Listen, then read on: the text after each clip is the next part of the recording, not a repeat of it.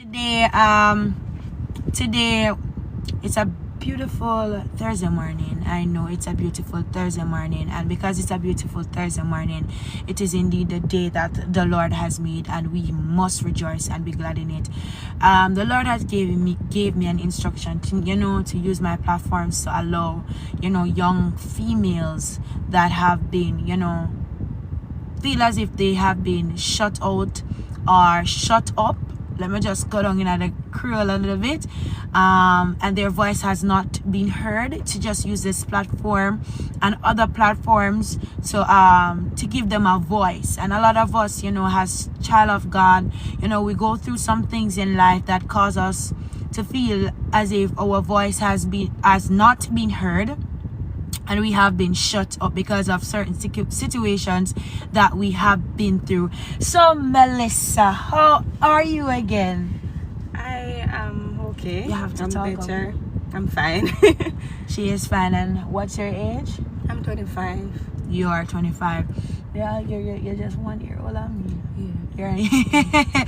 So glory to God. So today I have with me Melissa, and we are going to be talking about how she overcame. So Melissa, tell us a little bit about you. Alright, so everyone, hi, I am Melissa. I'm 25. A little bit about me. I love to sing. No, I don't love to sing. I'm a singer, but I don't love to sing. I love to dance. I'm a helpful person, very kind-hearted, and that's basically it. That's just who I am in a nutshell. And could you give us let us not dive into it as yet. Could you give me a phrase of what would you want to speak to the people I'm about today? Alright, so same thing like you said, young people, females at that, if they have a daughter, they can grab their daughter, just come and sit, let's talk, let's just reason about some things. I want to talk to some of the females who have mommy and daddy issues, and to basically let you all know that, listen, it's not over until God says it's over. And of course, I know not having your mother or your father in your life can be very challenging, because as a female, or as a not only female but as a child or whatever, you grow with your parents, and they're supposed to nurture you, they're supposed to love you, they're supposed to be there for you, and not having that, it can be very challenging, because this is where people see the opportunity to take advantage of you, to say, oh, she ain't got no mommy, she ain't got no daddy, so I can do whatever I want to do. And that's not cool. So that's basically it. Okay, so what would you like to let us just dive into that a little bit. You said you can relate to not having a mother and not a father. How has that been? It has been challenging. I think I'm coming to a place now to accept things for what it is, but it has been challenging. Again, I am a female, and for mommy mostly, a mother is important in a child's life. A father is also important in a child's life, right? Because a father, especially for a son, and we're not going to only speak about us females, boys are very much important too. And for a father to not be there to nurture a daughter, to be there to say, let me protect you, it's a thing. For me, it has been challenging. I've made some choices that I'm not supposed to make, but yeah, that's how it has been. But I'm working on it. Daily. It's a daily thing. I have to work on it daily, and it can be pressuring, it can be a little bit stressing, it can be overwhelming, it can also cause anxiety and depression, because you realize that when you're supposed to be focusing on other things, focusing on getting yourself together, you have to be focusing on getting your life together. Wow. And as a female, you said you're 25, right? And as a female growing up at a tender age, what life shows you growing up? How to be tough. Wow. How to grow, how to be an adult before I was an adult. Really? Yes, I had to be an adult before I was an adult. And A lot of person may not understand that. This is what it means. So I had to become a woman before I was a child. I had to be doing adult stuff before I was a child. So I didn't get to play with dolls. I didn't get to run around with other kids and play dolly house and Chinese skip and all of those is a thing for Jamaicans on here who understand that. I didn't get to do all of that. I had to be a woman, an adult before I became a child. So I think I'm doing my childhood now. I'm doing my childhood now because some things that I do now is very childish, but I think I'm just trying to do things differently for myself. So what have you been through so deeply that you're now living your childhood? Alright, so I went through series of abuse where I should have died, but God. And it's one of those things where I had to leave myself, my childhood behind to find rescue, to find love, to find peace. And trust me, that was not easy. It wasn't an easy thing, and I didn't find it the way I wanted to find it either, because there is something that is important for everyone to know. You cannot find love in men, as in seeking for love into relationships or whatever, or multiple relationship. It doesn't work like that. And because I didn't grow with that much love or those hugs and kisses and touch from parents and all of that, I seek it from other persons. I seek it from males, I seek it from females. So do you get it when you seek it? Trust me, I can say I don't know if I should say I get it, because it has to come with something. Oh, so there have to be an ulterior motive. Yeah, some strings attached. Something has to happen. So for example, if I say, okay, this person is my friend, this person is only my friend, and I can talk to this person, eventually it becomes a case where this person no longer wants to be my friend. This person don't want to offer anything to me. So let's use a common thing, food. If somebody decides that they're going to feed you or help you with food, it becomes a thing where, okay, after a while this person don't want to help you with food anymore. They want to do something else. They want you to become something else to them to help you. So that's just it.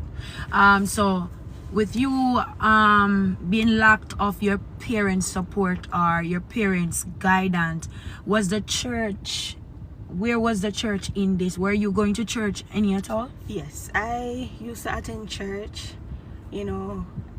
back in my days. I'm gonna say back in my days, we used to wear as a little girl, I used to wear those little pumpkin dress, to church. They call it like a flare dress, and like a wedge heel to church. If you feel good, you feel nice.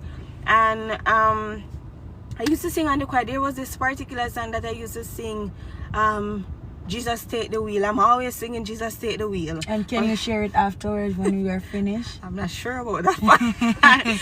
But I'm always singing Jesus Take the Wheel. And I used to sing on the choir, children church, every little thing I used to attend. But when I went through my ordeals and I, pastor heard about it, because of course, the pastor is going to hear and they're going to want to know what happened and all of that. I remember there was this particular pastor that basically pushed me aside, literally judged me for my story. Yes, judged me. I remember the pastor called me, and instead of encouraging me, praying with me, reminded me that I am loved, I am I'm all that and more, the pastor basically judged me, and that for me was messed up. So he actually judged you because of your situation? Because of my situation. That's exactly what he called about. And he was one of those persons who did not believe my story. Wow. And that for me was a mess. And I think I put church aside for that reason. I really put church aside for that reason. Because I was like, you know what? Nah. Pastor is supposed to be different. Pastor is supposed to help me. Pastor is supposed to pray with me. So I really put church aside for that reason. So you left church because you were, oh my God, wow. So she stepped out of the will of God because the pastor did not believe her. You thought the church was an hospital Yeah. where you could have gone and be healed. Right. Where I could talk about the situation, probably get some counseling, whatever the case may be, something to help me. But then it wasn't like that. That wasn't the turnout, and that's when I really decided that I don't want to go to church. I don't want to do this God thing. I don't want nobody telling me to come to no church. Don't invite me to church. I'm not going. So you shut God out of everything. I shut out everything. I shut church and I shut God out. Wow. Yeah. Wow. So how life has been without God? It has been rough. Let me just dive into that a little bit. So, of course, you're gonna go through stuff and things happen. Of course, you're going to go through life and everything. But I remember in particular, I used to attend this particular school, and I had to leave that school based on what was happening to me. And I went to another school. It wasn't a prominent high school either. Went to another high school, and I, did my subjects, whatever, because of course you still want little education in all of this. And because you used to hear from your child that education is a key to success and you must have this and you must have that. So you still want education, you still want something, even though, things are happening. Of course, somebody volunteered to send me back to school because I was roaming the street. After I left that particular school, I was still a child, supposed to be in school, and I'm sure if anybody from Child Protection or CD or any one of those Sisoka would see me on the road walking up and down, they would say, you are going in the system. But I was roaming the street. I was all over. And I remember somebody decided that they're going to help me back to school. Fine. And I went to school, and I was supposed to go with the mindset of learning. Funny enough, I went with the mindset of just sitting there moping around, wanting my mommy. So every time they talk, I was like, me can't bother. And I remember there was a particular teacher who asked me, what's wrong with you? And I said, I want my mother. I used to ask for my mother very often. I shared some part of my story to that particular teacher, and things happened.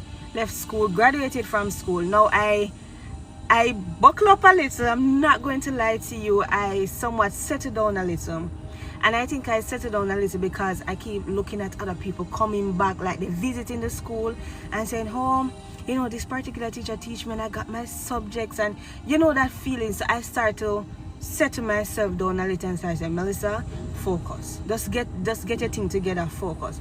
So I used that and I focused a little, and then I started to think about the person who was sending me back to school. And I said, I don't want to waste this person's money. Really and truly, I don't want to. So I started settling down a little, and I got my subjects. I was the only one in the entire school that got all subjects. Wow. Yes, and when I got to grade 11, because I did not think I would make it to grade 11, because in my little naive mind, I'm going to stop. I made up my mind that I was going to stop. Anyways, I got to grade 11, and I became the head prefect of the school. Now, that for me was a big deal, because I've always wanted to become a prefect or a head girl. It was a thing for me before life flipped over. I wanted to become that. So when I became the head prefect, that was me now saying, yes, I'm into this thing, I'm into the school thing, and I'm gonna do it. And I finished high school. Again, it wasn't a prominent high school, but it's not about the school, it's what you go there and get, and that's also important. And I'm gonna stray a little to talk about the school thing. I want parents to understand that it's not the school that your child goes to. Right. It's what they go there and do. Because we know it's a pep thing now, and you have kids pass for some school and you have parents are beating down on them. Don't do that. Don't beat down on them. It's what they go to the school to do that is important. It's not the school. Because I didn't go to a prominent high school, but I'm in university now. Wow. Yes. And I'm doing my bachelor's in criminology. So I didn't go Somebody to that used to roam the street. somebody that used to roam the street is in university. First thing first, I went to Teachers College. I have Yes. associate degree in teaching. Wow. And I went to Teachers College without money for myself. Wow. I didn't apply for any scholarship, but I got scholarship. And I believe that's favor. I didn't apply for any, I just get it. And within that time, God was nowhere in your life. Nowhere. I was talking about no God. First thing first. Well, let me just go back to the school thing.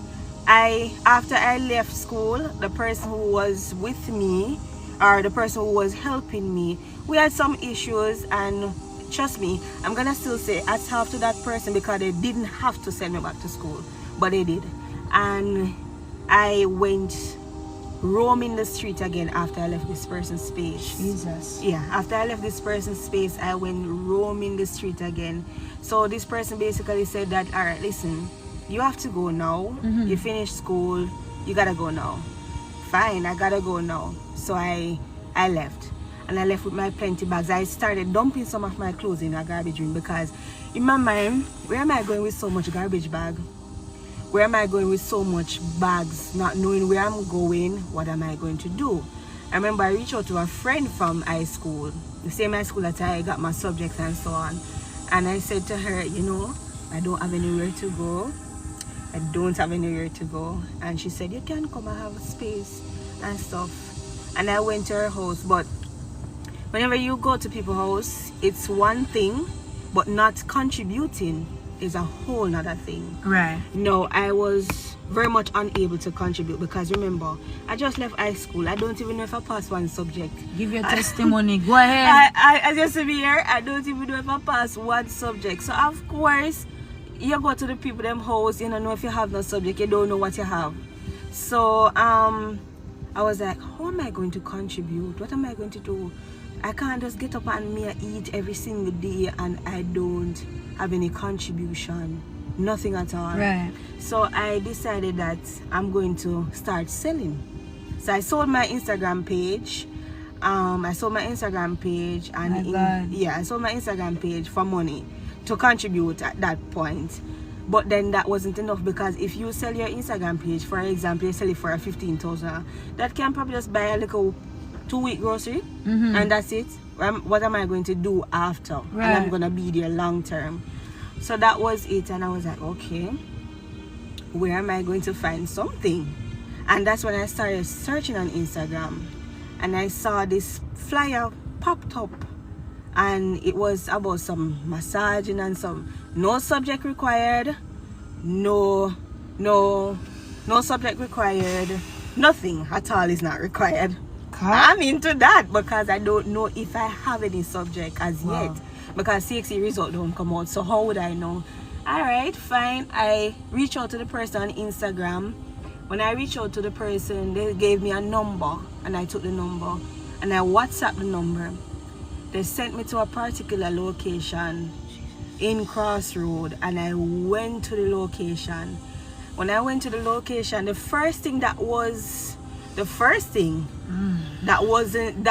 should have pointed out to me that this place is not a good place for you was the fact that they did not want a national ID. They wanted passport. So I was like, okay. But I still went on, because a girl is looking some money. Girl is looking income. And Marky, I'm not just thinking about myself in this scenario. I'm thinking about the fact that I'm at somebody's house and I'm not contributing anything. So I got a job. Of course, it was easy to get into, because it's not like it's a big Jesus. law force job or anything like that. I got the Right. job, but the job wasn't anything about no massaging. I was basically putting myself in online pornography. At what age? I left high school. I was just 17, 18 thereabout. Maybe, yeah. 19, 18, because I do back and forth in schools. So I put myself out there, and I went online. The lady told me to buy lingeries and all of that. And of course I went and buy the lingeries. And I went back the next day, and in going back, I basically started modeling. Remember what you're saying. Hold on. So God was nowhere in your life right here. No, I wasn't doing God. I wasn't doing God. I really wasn't doing God. I was doing me and doing my thing. I was surviving. Trust me, without God. I wasn't praying. I wasn't singing. I wasn't worshiping. None of that. I was just going there, and I went there for quite a few times. But guess what? It wasn't a bed of roses, because of course you take yourself and you put yourself into online pornography. Jesus. You put yourself into things, and it's easy to get into, but very hard to get out of. How did you overcome? First thing first, it took me changing myself. How did I do that? I started bleaching. I bleached myself. I was a bleacher. I bleached myself. Any kind of hairstyle you're thinking about, I'm in it, because I had to change myself. But the thing is this, one of the reasons why I had to disguise myself is because this gentleman started abusing us. So you go inside and you cannot come out. So you take yourself, put in there. So it's like this human trafficking thing. So I put myself in that position to start getting trafficked. So I could not come out that easily. I had to disguise myself completely. And I had to start lying to say I'm going XYZ place. I remember this man, anybody know Chromebook laptop? I had a Chromebook laptop that I used. I had it from my last high school. And I had a Chromebook laptop. And I remember when I went there with the laptop, no, they told me to bring my phone, my laptop, my everything. Because no, this is not just a regular little place. You know, you have beds and everything, you know. It's like a whole apartment set up. Went there with my bags and a few things. I went there with my laptop. And I left out my laptop. And I did not know that there was a tracking device in my laptop. So the day when I lied about that I'm going on the road, because in my mind I'm running from this now. So I took my laptop and everything. I remember I went into Burger King and then I sat in Burger King and I said, where am I going though? Where am I going? Even though I had my friend's house, I'm still thinking about the money. So I said, where am I going? And by the time I sit down into Burger King and I look, it was a man walk up to me, this thick man walk up to me. And him say, Melissa, I'm frightened so till. I go look at him and say, yes. And he said to me, XYZ person sent me for you. I had to get up and go.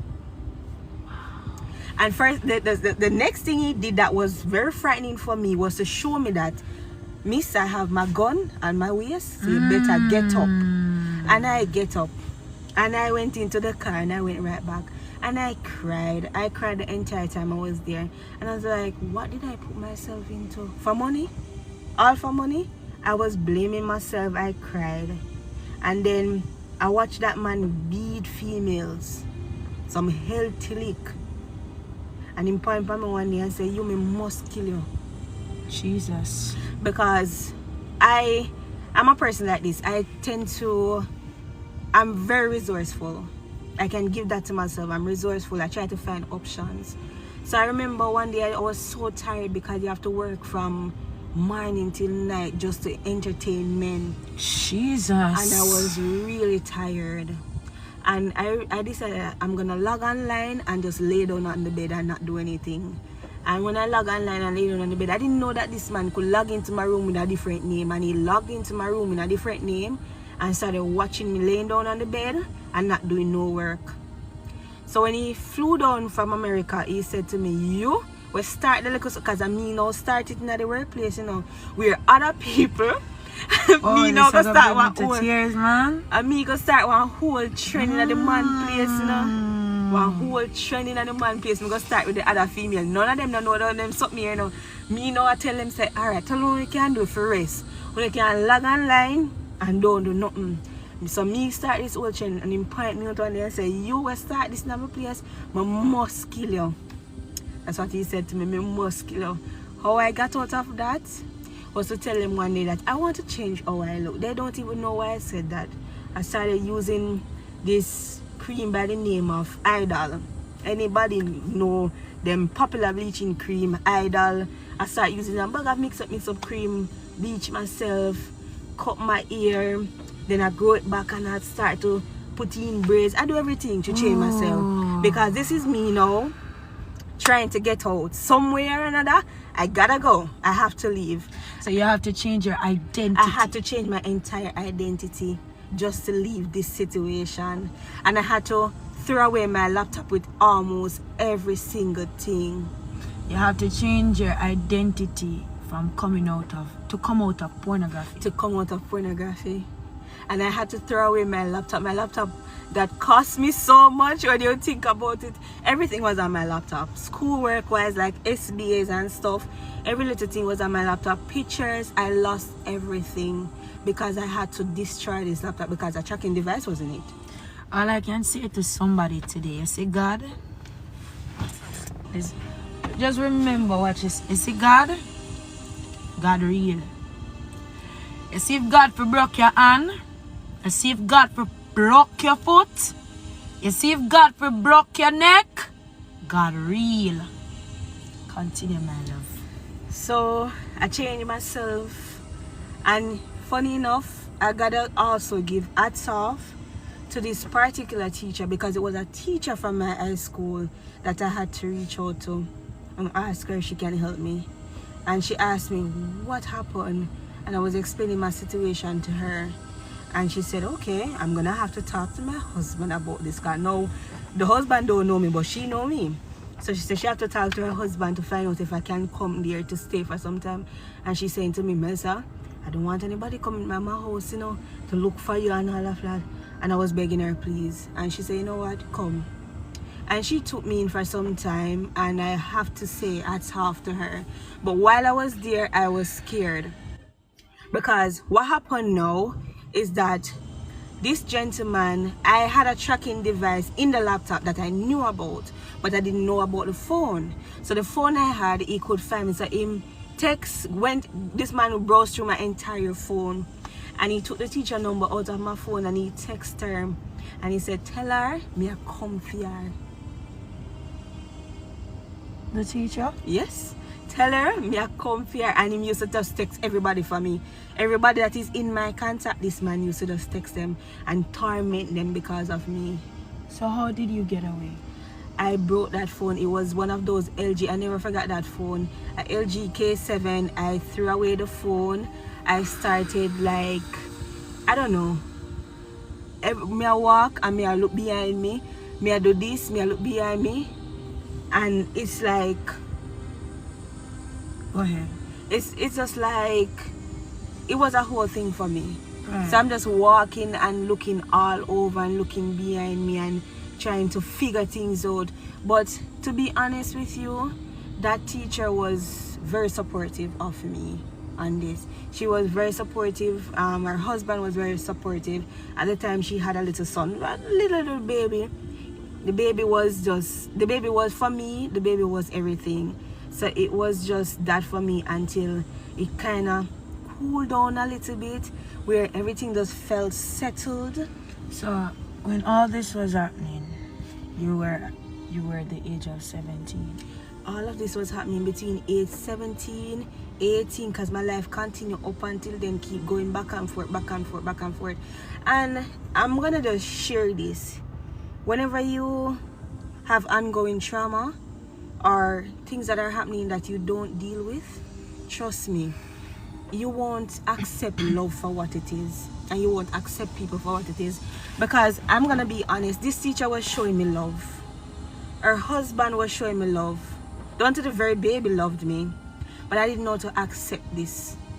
So I was back and forth at her house, because every time she tried to show me that, Melissa, there's more to you than what you're doing or what you're giving yourself. I used to go back and forth at her house because I didn't want to hear about that. So I always put myself into something. I'm always into something. Until I became this person who cut my skin. Wow. Yeah, I'm a cutter. Cut my skin.